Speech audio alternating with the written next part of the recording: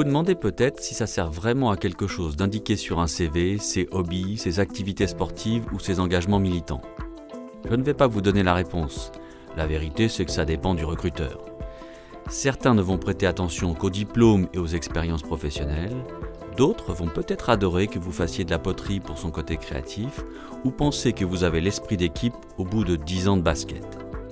Sur un CV, le savoir-être, les soft skills ne se voient pas directement.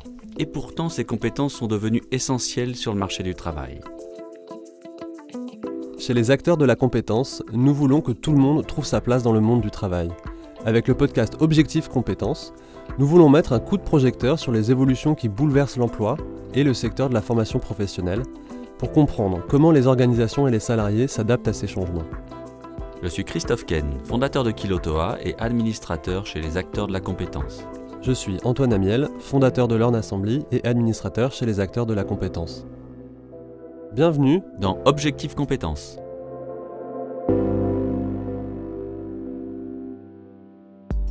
Dans ce 5e épisode, nous allons nous demander pourquoi les soft skills sont devenus indispensables sur le marché du travail et comment on peut les évaluer et les développer.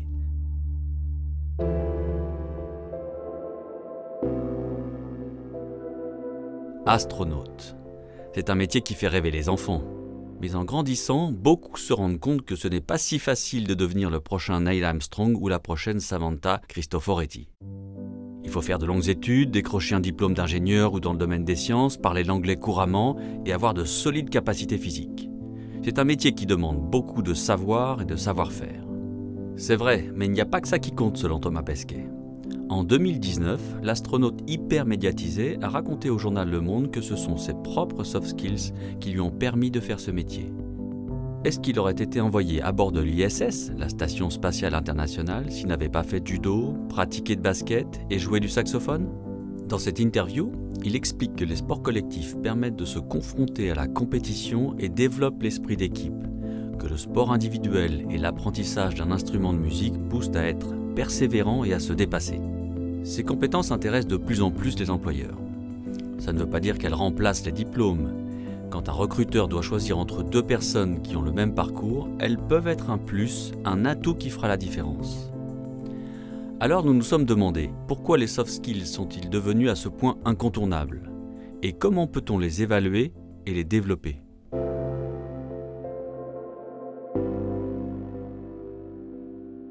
Nous sommes allés chercher des réponses dans les travaux de Delphine Terrell-Stein. Cette ancienne manager est maintenant enseignante-chercheuse à l'école de management de Strasbourg et elle a écrit une thèse sur les soft skills intitulée « Extension du domaine de la compétence, la possibilité du soft ». C'est dans cette thèse que nous sommes tombés sur l'exemple de Thomas Pesquet. Selon elle, le discours de l'astronaute sur les soft skills est emblématique parce qu'il montre à quel point le paradigme a changé. Quand Delphine Terrell-Stein a fait ses études pour devenir manager dans les années 90, le développement des soft skills n'était pas du tout au programme. Depuis, elles ont été valorisées dans le monde du travail et aussi dans l'enseignement. Plus qu'une mode, les soft skills seraient devenus un vrai outil pour faire face aux enjeux du XXIe siècle. Les compétences techniques sont toujours recherchées, mais elles ne suffisent plus dans un monde où les mutations socio-économiques s'accélèrent. Nous en parlons depuis le début de cette série de podcasts. La transformation numérique, la transition écologique, la robotisation, mais aussi l'évolution des mentalités et des comportements rebattent les cartes sur le marché du travail. Dans les années 90, l'armée américaine a inventé un terme pour qualifier ce monde, VICA, V-I-C-A, un acronyme qui veut dire volatile, incertain, complexe et ambigu. Il est aujourd'hui utilisé par les personnes qui s'intéressent à la stratégie des entreprises parce qu'il illustre bien à quel point il faut sans cesse s'adapter. Autrement dit, puisque les compétences techniques se périment de plus en plus vite, il faut miser sur les compétences douces pour rester employable. Elles sont d'autant plus nécessaires effectivement dans ce monde VICA qu'on ne sait pas de quoi demain sera fait. C'est ce que VICA veut dire finalement. Et donc il va falloir s'adapter. La seule chose dont on est certain finalement, c'est que tout le monde devra s'adapter. Donc ces capacités qui sont l'adaptabilité, la réflexivité, l'esprit critique et l'esprit analytique, elles seront nécessaires à chacun pour déterminer son chemin et savoir comment évoluer avec la société, avec l'environnement socio-économique. Ça, c'est une première raison. Une chose qui est certaine, c'est aussi l'automatisation, le développement de l'intelligence artificielle. Alors là, comment on va faire la différence, comment on va prouver notre valeur ajoutée en tant qu'être humain par rapport aux machines qui vont être capables de faire d'autant plus, d'accomplir des fonctions et des missions de plus en plus complexes. C'est justement cette partie humaine, cette partie soft qui fera et qui, je pense, garantira notre différence et que la machine n'arrivera pas tout de suite à égaler. Donc pour se différencier de la machine, finalement, il va falloir miser aussi sur ces compétences soft, ces compétences humaines. Il existe des études qui listent les compétences nécessaires pour, entre guillemets, survivre dans un monde imprévisible. Delphine Torelstein nous a donné quelques exemples. Donc il y a eu un référentiel qui a été créé par l'OCDE, qui s'appelle le Study on Social and Emotional Skills, et ils ont déterminé différents types de soft skills qui sont utiles pour le 21e siècle. Des soft skills liés à la performance, par exemple la motivation, la responsabilité, la persévérance.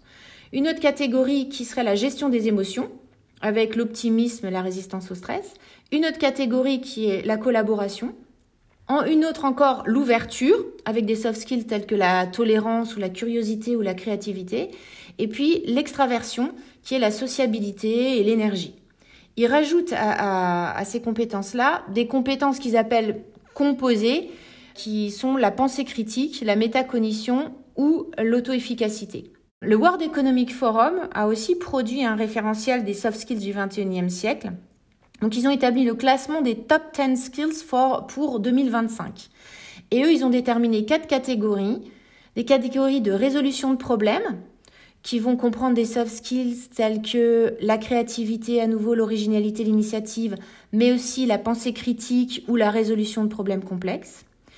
Une deuxième catégorie qu'ils ont nommée self-management, qui va comprendre les capacités et les stratégies d'apprentissage, ainsi que la résilience, la gestion du stress et la flexibilité. Une troisième catégorie qui englobe toutes les compétences nécessaires pour travailler avec les autres. Et puis une quatrième qui pour moi est moins du soft, là on est dans du hard, mais qui est importante, qui est sur l'usage des technologies. Si on s'en tient à la stricte définition des compétences, la maîtrise des outils digitaux est en effet une hard skill. Mais au XXIe siècle, cette compétence est tout aussi indispensable que les soft skills.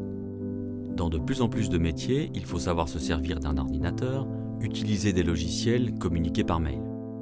La maîtrise des langues est aussi très importante et peut peser dans la balance quand on cherche un emploi. Selon une étude que nous, les acteurs de la compétence, avons commandée au cabinet Asterès, la maîtrise des compétences linguistiques est récompensée par des salaires plus élevés. De la même manière, la maîtrise des soft skills augmenterait les chances de trouver un emploi et d'être mieux payé. C'est en tout cas ce que suggèrent plusieurs études réalisées ces dernières années par le CEREQ, le Centre d'études et de recherche sur les qualifications. L'une d'entre elles, qui est parue en juin 2021, s'appuie sur une enquête menée auprès de 105 recruteurs. Ils ont été invités à noter entre 0 et 100 des CV fictifs de jeunes diplômés. En moyenne, un recruteur accorde 11 points supplémentaires quand le CV met en avant la capacité à travailler en équipe. Et le recruteur accorde 4 points supplémentaires quand le jeune diplômé mentionne un engagement dans une association étudiante. Les études du CEREQ ne concernent que les Bac plus 5, mais elles ont le mérite de montrer que les soft skills font la différence. Puisque ces compétences transversales sont valorisées sur le marché du travail, on peut se demander s'il ne faudrait pas essayer de les développer chez celles et ceux qui en sont les moins dotés, afin de faciliter leur entrée sur le marché du travail. Quand on écoute Delphine Torelstein, on peut se dire que ces compétences ne valent que pour les diplômés, les cadres et les managers. C'est d'ailleurs son expérience en tant que manager qui l'a poussé à creuser la question des soft skills. Mais elle est persuadée que les compétences douces sont essentielles pour toutes les catégories socio-professionnelles, peu importe le diplôme ou le niveau d'études. Alors c'est là qu'on a une évolution intéressante, je pense, parce qu'on s'est intéressé tout d'abord aux compétences clés des leaders. Et puis après, on a décliné aux managers. On s'est dit, bah oui, mais ce serait bien que finalement tous les niveaux de managers aient aussi ces compétences. Et aujourd'hui, on arrive à se dire, et c'est une évolution très favorable, que finalement, quel que soit le poste occupé, ces compétences, elles sont importantes. Parce qu'elles vont permettre de développer et de maintenir l'employabilité de tous.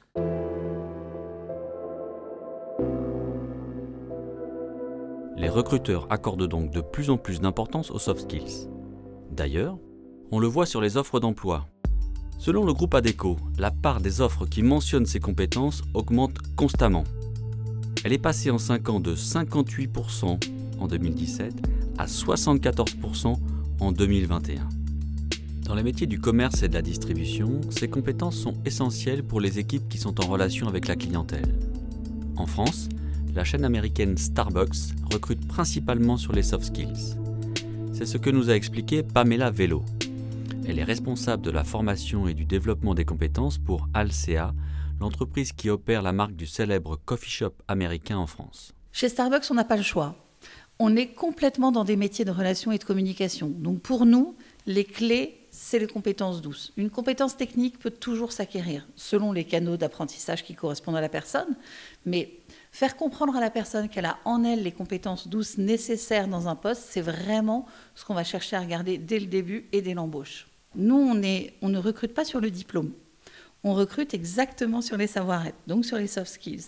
On va chercher quelqu'un qui aime le travail en équipe, quelqu'un qui a cette notion d'entraide, quelqu'un qui est orienté client, quelqu'un qui aime les autres et quelqu'un qui sait prendre soin des autres, ce qu'on demande dans la relation client. Et puis après, on va regarder aussi s'il peut être attentionné et s'il peut prendre soin des uns des autres et prendre soin de ce qu'il fait pour aimer un service de qualité. Mais on va vraiment d'abord chercher des compétences et après, on va le développer petit à petit. Plusieurs travaux montrent que les soft skills ont des répercussions positives sur la satisfaction des salariés et le bien-être au travail, et sur la performance des équipes également. Pour Pamela Velo, les soft skills se confondent presque avec les valeurs de l'entreprise. Les soft skills, c'est les savoir-être. Donc dans un sens, c'est comment on travaille ensemble aussi. Et je pense qu'une entreprise a des soft skills clés dans son mode de fonctionnement, qui peut se traduire par ses valeurs. Et ce qui est intéressant, c'est la cohérence entre les soft skills communes de tous les salariés d'une entreprise et les valeurs. Et comment est-ce que quand on recrute quelqu'un, on est sûr qu'elle soit alignée avec nos valeurs, qui va être l'empreinte, la marque de fabrique, entre guillemets, de l'entreprise. Par exemple, nous, on a une de nos valeurs qui est faire que chacun se sente le bienvenu. Est-ce que tout le monde est accueillant dans l'entreprise ? Est-ce que tout le monde est ouvert à l'autre dans l'entreprise ? Ça, c'est des choses qu'on va regarder forcément dès le recrutement, pour garder notre patte en tant qu'entreprise et que ce qu'on vit au quotidien ressemble à l'esprit d'entreprise. En entretien d'embauche, les entreprises qui misent sur les soft skills doivent donc repérer ces compétences chez les personnes qui postulent. Le diplôme et les expériences passées permettent de déterminer quel savoir et quel savoir-faire elles possèdent, mais pour les compétences douces, c'est différent. Cela demande de lire entre les lignes du CV, de l'interpréter et surtout de sonder le comportement des candidates et des candidats. Il y a une part de feeling qui est assumée par les DRH. Ça fait partie de leurs compétences, cette intuition professionnelle. Donc, elle n'est pas à mettre de côté. Elle reste précieuse quand même. Il existe différentes méthodes, différents outils pour les mesurer.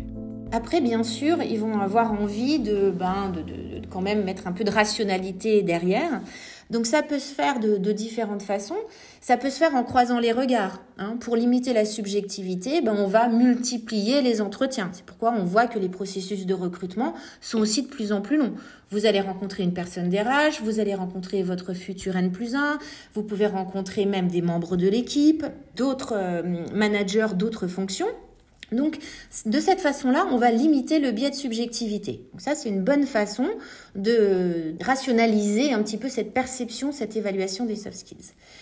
Une autre façon qu'ont les DRH d'évaluer les soft skills, c'est ce qu'ils appellent le behavior-based interview, donc d'aller sur des mises en situation. La traduction en français, c'est « entretien comportemental ». Lors de ce genre d'entretien, le recruteur ne pose pas des questions classiques du type « que vous a apporté votre précédente expérience professionnelle » ou « quelles sont vos forces et vos faiblesses ». À la place, il va chercher à savoir comment le candidat ou la candidate pourrait réagir face à une situation précise comme lors d'un désaccord avec un manager ou un conflit avec un client. Donc on va vous présenter une situation et vous demander comment vous réagiriez, quelles sont les options possibles, etc. C'est toujours du déclaratif, mais c'est sur des situations différentes pour un petit peu voir comment vous allez vous comporter. Après, il y a un niveau supplémentaire pour les entreprises qui ont les moyens d'organiser des vraies mises en situation. Donc là, ça peut être sous forme de jeu. Donc on va se développer, par exemple, des escape games où voilà, on va mettre les candidats dans une pièce avec des énigmes à résoudre. Bon, le succès ne sera pas trop sur la façon dont ils vont résoudre l'énigme, mais comment ils vont collaborer entre eux, participer, qui va prendre le lead, qui va être plutôt quelqu'un qui va faire le lien, qui va être le communicant. Donc ça, c'est une bonne façon d'observer en situation réelle des comportements. Mais bien entendu, ça peut être mis en place que pour des entreprises qui ont les moyens de s'offrir ce genre de service. Les entreprises ne sont pas les seules à utiliser ces méthodes. Les organismes de formation et d'accompagnement pour les demandeurs d'emploi s'y intéressent aussi. Par exemple, Pôle emploi a développé la MRS, la méthode de recrutement par simulation. Cet outil promet aux candidates et aux candidats qu'ils seront recrutés sur toutes leurs capacités à occuper un poste proposé et que ce n'est pas uniquement leurs expériences et leurs diplômes qui pèseront dans la balance. Starbucks fait partie des entreprises qui utilisent cet outil. La MRS, en fait, décompose un poste en aptitudes et permet ensuite, par un jeu de pondération de ces aptitudes, de pouvoir créer un banc et un niveau d'évaluation sur ces aptitudes, un banc test. Je vous donne un exemple. Nous, par exemple, on demande à savoir être réactif, à savoir changer d'une tâche à l'autre. Par exemple, je fais des boissons chaudes et puis d'un seul coup, tac, il faut que je fasse une boisson froide, il faut que je change de poste de travail. Ils sont venus observer le métier. Ensuite, on a fait un travail de pondération pour savoir quelle était la valeur de chacune de ces aptitudes attendues dans le poste. Et ils sont revenus dans leurs locaux et ont construit un dispositif qui permet de réappréhender la même aptitude en dehors du contexte de Starbucks. Par exemple, vous êtes en train de compter certaines choses et puis d'un seul coup, on vous dit « Allez hop, il me faut les ingrédients pour telle recette ». Est-ce que la personne est capable de switcher, de changer de tâche, comme nous, on le demande dans le poste? Donc, complètement hors contexte, on va évaluer si la personne a les aptitudes. Et ce que je trouve très très bien, c'est que dans un premier temps, on explique le poste aux personnes. Deuxième étape, on les fait passer par le banc de MRS. Et ensuite, il n'y a qu'un seul entretien de recrutement final. Et ensuite, on prend la décision. Donc, on sait le poids que représente cette mise en situation que je trouve très fine et très intelligente.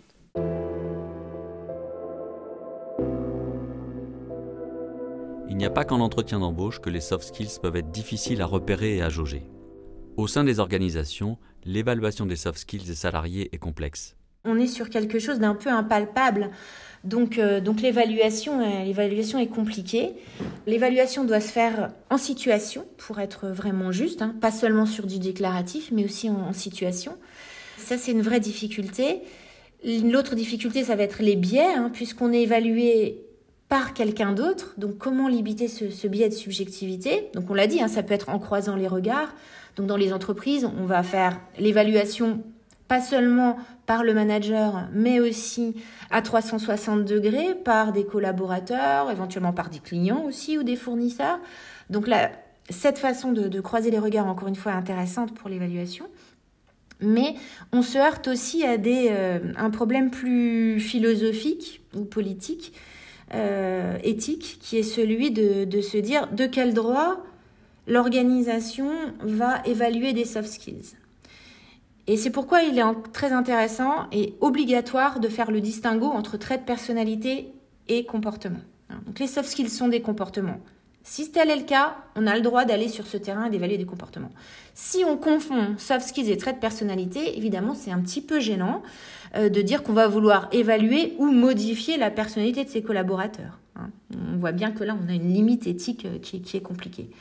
Donc je dirais que voilà, les deux principaux écueils, c'est un écueil éthique, jusqu'où on peut aller dans l'évaluation des soft skills et dans leur éventuel développement. Et le deuxième, c'est d'une façon très pratique, comment être sûr qu'on a une évaluation juste. En fait, ce qui est délicat, c'est la proximité entre soft skills et personnalité. Quand elle est mal formulée, une remarque sur l'absence de leadership ou le manque d'autonomie peut être mal digérée. Elle peut être perçue comme une attaque personnelle et non comme une remarque constructive destinée à faire évoluer le ou la salarié.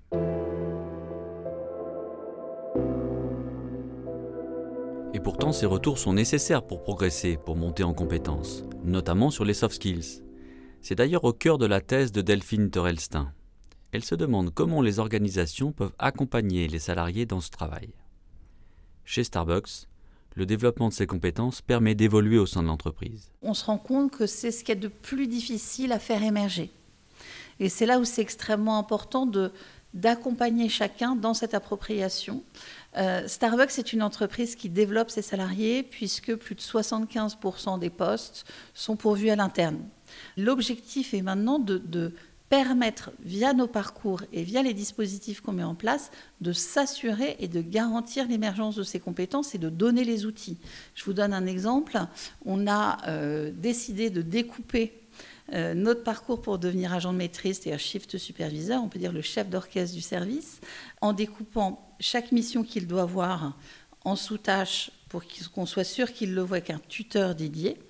Et on a d'abord voulu le faire travailler sur les compétences terrain, c'est-à-dire les compétences de leadership, de meneur d'hommes, parce qu'on sait que c'est le plus difficile à acquérir. Et dans un deuxième temps, il va avoir les tâches de back-office, qui est la gestion des fonds de caisse, des stocks, etc. Mais on veut d'entrée de jeu voir ses capacités en tant que meneur d'hommes et lui faire comprendre que ça va être le focus de ce qu'il va avoir le plus à travailler. Les compétences s'apprennent, se développent, mais on voit bien que nous ne sommes pas toutes et tous très à l'aise avec les compétences douces. Si on reprend l'exemple du management, dans votre entourage ou sur votre lieu de travail, vous avez sûrement croisé une personne qui ne se sentait pas légitime, qui estimait ne pas avoir les épaules pour diriger une équipe. Ou à l'inverse, vous avez peut-être déjà pensé au sujet d'une autre personne. Elle dégage une super autorité naturelle, non ? On l'a vu, Delphine Terrell-Stein insiste sur la différence entre soft skills et personnalité. Mais elle reconnaît que certains traits de personnalité favorisent le développement de ces compétences. Effectivement, il y a des facteurs personnels qui sont favorables au développement des compétences d'une manière générale et en particulier plus fortement des compétences douces. Ça va être en premier lieu la réflexivité. La capacité qu'on a de faire un retour sur ses actions et ses comportements passés et de prendre en compte leurs conséquences sur nous-mêmes et aussi sur notre entourage ou l'environnement d'une manière plus générale. Donc si on est capable d'être réflexif et de se dire « hier je me suis comporté de cette façon et puis finalement le résultat a pas été très favorable », donc là on fait preuve de réflexivité et on va avoir envie de changer. Donc ça, c'est vraiment une métacompétence. Tout va partir de la capacité qu'on a à analyser nos propres comportements. Ensuite, il y a la capacité de remise en question. Ok, là, je me suis trompée. Donc, comment je vais faire maintenant pour m'améliorer ? Donc, deuxième chose, ça va être la volonté, la motivation pour s'améliorer. Autre facteur de succès personnel, c'est ce que Philippe Carré appelle l'apprenance, c'est-à-dire le vouloir, le pouvoir et le savoir apprendre. La capacité d'apprentissage. Donc c'est valable pour toutes les compétences et aussi pour les soft skills. Donc ça, c'est en gros les compétences qui sont favorables au développement des soft skills. L'environnement de travail est tout aussi déterminant. Les salariés peaufinent des compétences transversales dans les entreprises dont la culture et l'organisation le permettent. De la même façon que j'ai pu identifier ces facteurs personnels donc dans mon travail doctoral, il y a aussi des facteurs environnementaux qui sont plus favorables au développement des soft skills. Donc il y en a deux types, je distinguais deux types. Les premiers sont liés aux acteurs, donc aux personnes physiques, c'est-à-dire des comportements, notamment les comportements des managers, les encouragements à progresser, les encouragements à apprendre, la valorisation des progrès. Donc tout ça, ce sont des facteurs qui vont aider, qui vont vraiment soutenir la personne dans sa volonté de développement. Et puis, il y a un autre type de facteurs, donc des organisations, qui sont, eux, plutôt liés aux pratiques.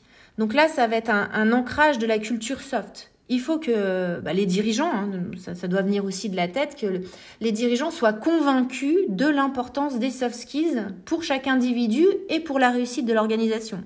Si on n'a pas cette conviction qui vient du top management, ça va pas marcher.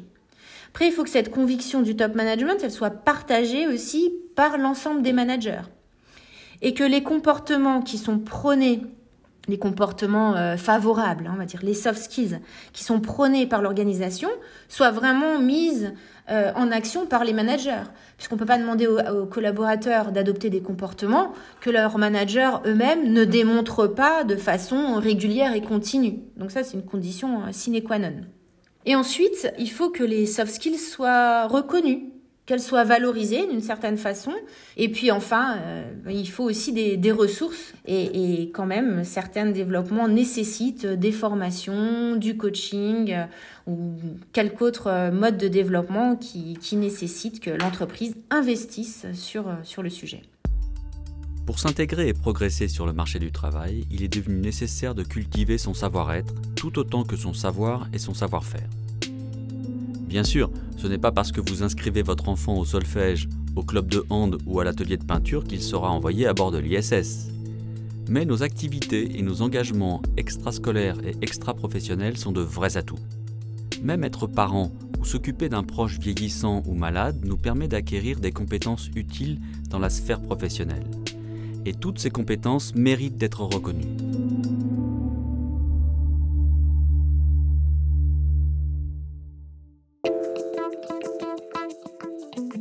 Vous venez d'écouter le dernier épisode d'Objectif Compétences, un podcast des acteurs de la compétence. Cet épisode a été monté par Anna Tayeb. Il a été enregistré et mixé au studio La Fugitive. Audrey Largouette est la chargée de production d'Objectif Compétences. Le générique et la composition musicale sont signés Jean Thévenin. Objectif Compétences est à retrouver là où vous aimez écouter vos podcasts. Vous pouvez nous laisser des étoiles, des commentaires et surtout en parler autour de vous.